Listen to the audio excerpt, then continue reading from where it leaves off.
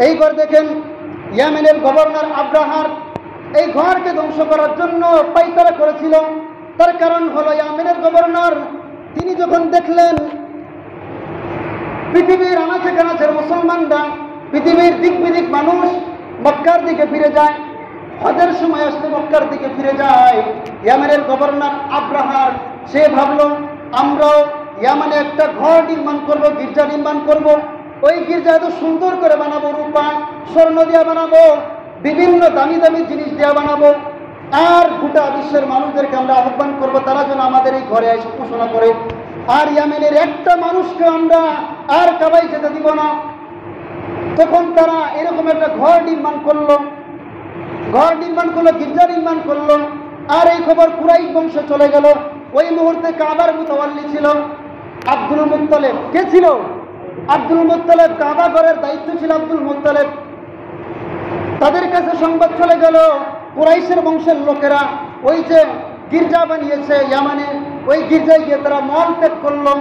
এই খবর যখন ইয়ামানের গভর্নরের কাছে চলে গেল, ইয়ামানের গভর্নর রাগান্বিত হইয়া ইয়ামানের গভর্নর আবিসিনিয়ার বাচ্চার কাছে অনুমতি চাইল যে আমরা যে কাবা ঘর, মক্কায় যে কাবা ঘর আছে, পৃথিবীর সমস্ত মানুষ ওই দিকে ফিরে কেন ওই দিকে ফিরতে পারবে না, আমরা ওই ঘরকে ধ্বংস করতে চাই, অনুমতি দেন।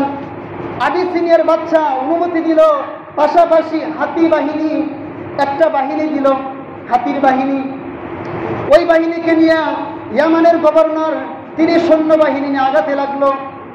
সৈন্যবাহিনী কি করতে লাগলো? কাবাঘরকে ধ্বংস করার জন্য আগাতে লাগলো। এক পর্যায়ে তারা যখন আগাইতে আগাইতে হারামের কাছে চলে আসলো, বাইতুল্লাহ কাবার প্রায় কাছে চলে আসলো, আর ওই মুহূর্তে সন্ধ্যা হয়ে গেল। সন্ধ্যা হয়ে যাওয়ার আগ মুহূর্তে তারা বলল আমরা এখানে শিবির স্থাপন করব, এখানে তাঁবু টানাবো, রাত্রি যাপন করব, সকালবেলা আমরা কাবা ঘরকে মাটির সাথে গুড়িয়ে দিব। বলেন নাউযুবিল্লাহ। এই খবর যখন মক্কার মধ্যে ছড়িয়ে গেল, মক্কার মানুষ দৌড়াতে লাগলো, যারা ব্যবসায়ী তারা পালাতে লাগলো, সমস্ত মানুষ দিক বিদিক পালাতে লাগলো। আবিসিনিয়ার বাচ্চা, ইয়ামানের বাচ্চা ক্ষমতাধর, তাদের সাথে আমরা লড়াই করে পারবো না, সবাই পাহাড়ের চূড়ায় গিয়ে পালাইলো। সবাই পালাইলো। এক যুবক গিয়া আবু তালেবের কাছে গিয়া বলল, আবু তালেব, ইয়ামানের বাচ্চা আসছে এই যে কাবা ঘরকে ধ্বংস করার জন্য। শুধু তাই না, আব্দুল মুত্তালিব তোমার বাবার যে উট ছিল, ওই উটগুলো 70টা উট তারা চুরি করে নিয়ে গেছে এবং মক্কা নগরীর নিরীহ মানুষের উপর নির্যাতন এবং বন্দী করে রেখেছে। এই কথা শোনার সাথে সাথে ওই মুহূর্তে আবু তালেবের বাবা আব্দুল মুত্তালিব তিনি ওই মুহূর্তে ছিল কাবা ঘরের মধ্যে, কাবা ঘর পর্যবেক্ষণ করছিল।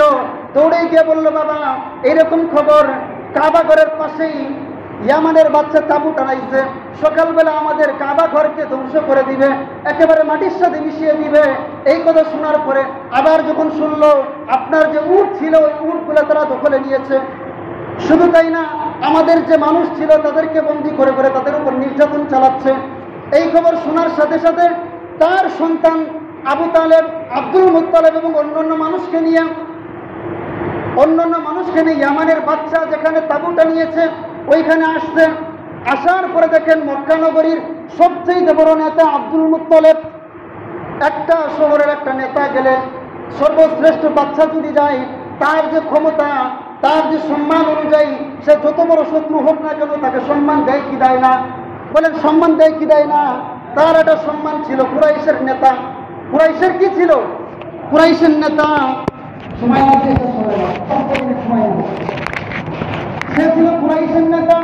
যখন ইয়ামানের বাচ্চার কাছে গেল, আব্রাহারের কাছে গেল, ওই মুহূর্তে আব্রাহার যে সৈন্যবাহিনী ছিল, সৈন্যবাহিনী ওই মক্কার যে নেতা আব্দুল মুত্তালিবকে দেখে সঙ্গে সঙ্গে অস্ত্রের মাধ্যমে সেনাবাহিনী তাকে ধরে, আব্দুল মুত্তালিবকে ধরে ইয়ামানের বাচ্চার কাছে নিয়ে গেল, আব্রাহারের কাছে নিয়ে গেল। ওই মুহূর্তে আব্রাহার বাচ্চা তিনি খাবার খাচ্ছিল, যখন শুনল মক্কার সবচেয়ে বড় প্রতাপশালী নেতা আসছে, খাবার কুড়ি কুড়ি করে শেষ করে সুন্দর পোশাক করে মক্কার নেতার সামনে আসবে, একেবারে সুসজ্জিত পোশাকে আসছে। আসার পরে তাকে জিজ্ঞাসা করল, কি ব্যাপার আব্দুল মুত্তালিব, একটা নেতা আসছে তাকে সম্মান করা দরকার না? সম্মান না করে তাকে বলতেছে, কি ব্যাপার, তোমার এই কাবার মধ্যে এমন কি জিনিস আছে যার কারণে পৃথিবীর আনাচে কানাচের মানুষ তোমার এই ঘরের দিকে ফিরে আসে, আর তোমরা প্রতি বছর সুন্দর সুন্দর ব্যবসা বাণিজ্য করতে পারো, এই জন্য তোমাদের কাছে সুন্দর হচ্ছে, উন্নত হচ্ছে। কি ব্যাপার? আব্দুল মুত্তালিব জবাব দিল, আল্লাহ জানে, কিন্তু এই ঘর তো পাথর দ্বারা তৈরি, আর কোনো বৈশিষ্ট্য নাই। আমি ঘরের ব্যাপারে কথা বলতে আসি নেই, আমি আসছি হলো আমার সত্তরটা উঠ দিয়ে দিয়েছে তোমার সরকারি। শুধু তাই না, আমার নিরীহ মানুষগুলো, আমার যে কর্মীগুলো আছে, তাদেরকে তোমাদের সেনাবাহিনী বন্দী করে রেখেছে, তাদেরকে ছাড়ানোর জন্য আর আমার উঠ করে দেওয়ার জন্য আমরা আসছি। এই কথা শুনে আব্রাহার বাচ্চা বলল, ভাই ভাই, তুমি তো নিমক হারাম, তোমার উপরে পুরো মক্কাবাসী বাইতুল্লাহর দায়িত্ব দিয়েছে, আমি তো মনে করেছি তুমি এসে প্রয়োজনে বলবা কি ব্যাপার, তুমি আমাদের কাবা ঘরকে ধ্বংস করিও না, এই কথা পাই ধরবা, কত কিছু করবা, তা না করে তুমি শর্ত করে বলে তুমি তোমার উটের খবর নিতেছ, তোমার উটের জন্য, তোমার কর্মীর জন্য আসছো, আর তোমার কাছে দায়িত্ব দিয়েছে বাইতুল্লাহর, এই বাইতুল্লাহর হেফাজতের ব্যাপারে আমাদের কাছে প্রয়োজনে বলবা, আমাদেরকে জনবায়ু করবা, ছোট হবা, পায়ের নিচে পড়বা, সেটি না করে ওই ঘরে কোনো আলাপ না করে তুমি তোমার ব্যক্তিগত আলাপ করছো, তুমি তো স্বার্থপর নেতা। এই কথা বলার সাথে সাথে বললো, এই শোনো, এই যে উটের মালিক হলাম আমি, আর এই কর্মীগুলো হলো আমার কর্মী, আর তুমি যে ঘরকে ধ্বংস করার জন্য আসছো, এই ঘরের মালিক হলো আল্লাহ সুবহানাহু। আর তুমি এই ঘরের মালিক, এই ঘর তুমি যদি ধ্বংস করতে যাও, তাহলে তোমার পরিস্থিতি ভালো হবে না, আমরা মোকাবেলা করতে পারবো না, তোমার অসংখ্য সৈন্যবাহিনী সেনাবাহিনীর সাথে আমরা পারবো না। ওদের তুমি যদি ঘরকে ধ্বংস করার জন্য যাও, তাহলে তোমার কোন পরিণতি হবে? আগামীকাল সকালবেলা তুমি ধ্বংস করার জন্য যাবা, সকালবেলায় টের পাবা। বলে কি টের পাবো, কি আছে ওখানে? আব্দুল মুত্তালিব বলল, তুমি যাওয়ার পরেই বুঝবা কি ঘটনাটা ঘটে। এরপর আব্দুল মুত্তালিব তার বাহিনী নিয়ে চলে গেল। বাহিনী নিয়ে চলে যাওয়ার পরে যখন সকালবেলা আব্রাহার যখন কাবা ঘরকে ধ্বংস করার জন্য আক্রমণ করবে, হাতি বাহিনী নিয়ে যখন আগাতে লাগলো, ওই মুহূর্তে পুরো মক্কা নগরী ফাঁকা হয়ে গিয়েছে। একমাত্র আব্দুল মুত্তালিব, তিনি মক্কা নগরী কাবা ঘরের মধ্যে বসা, কাবা ঘরের আশেপাশে বারবার দেখতেছে, আল্লাহ তোমার ঘর তুমি যদি হেফাজত না করো, এই ঘর হেফাজত করার মতো কেউ নাই। ওই মুহূর্তে বারবার তাকাচ্ছিল, কি ব্যাপার, সাহায্য কোত্থেকে আসবে। আব্দুল মুত্তালিব আকাশের দিকে তাকাই দেখে পাখি আসছিল, আবাবিল পাখি। কি পাখি? আবাবিল পাখি। তাদের মুখে কঙ্কর, পাথর কঙ্কর, যেগুলো পোড়া মাটির মতো কঙ্কর ছিল। যখন দেখলো ঝাঁকিয়ে আবাবিল পাখি আসছিল। আর যখন আব্রাহারের বাহিনী, যখন হস্তি বাহিনী যখন আসবে, হস্তি বাহিনীও বুঝতে পেরেছে আল্লাহর কেরামত, কিন্তু বাচ্চা বুঝতে পারে নাই। আর এই বাচ্চা ছিল ভয়ঙ্কর রকমের অহংকারী। সে আগে পরে অনেক জায়গায় বিজয় লাভ করেছে, কিন্তু সব জায়গায় কি বিজয় লাভ করা যায়? সব জায়গায় নিজের হারাম দেখানো যায়? কোনো দিনও না। কোনো জায়গায় পরাজয় আসে না নাই। এই জন্য আল্লাহর ঘরের সাথে পাঙ্গা নিয়েছিল।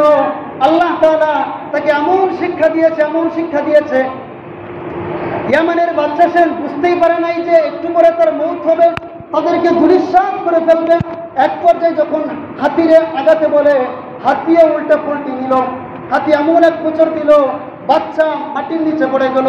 একটুর জন্য হাতির পায়ের নিচে যদি পড়তো, তাহলে ওই জায়গায় শেষ, ওই জায়গায় কি হয়ে যায়? ডেথ হয়ে যায়। এক পর্যায়ে তারা খুব চেষ্টা করলো আক্রমণ করার জন্য, কিন্তু এদিক থেকে আবাবিল পাখি আল্লাহ তাআলা পাঠাইলেন। আল্লাহ তাআলা আবাবিল পাখির মাধ্যমে আল্লাহ তাআলা তাদেরকে ধ্বংস করে দিলেন। কিভাবে ধ্বংস করেছেন? আবাবিল পাখি যখন মুখ থেকে কঙ্কর নিক্ষেপ করলো, এই কঙ্করগুলি এত বিদ্যুৎ গতিতে তাদের উপর আক্রমণ করলো, মনে হলো এক একটা বুলেট।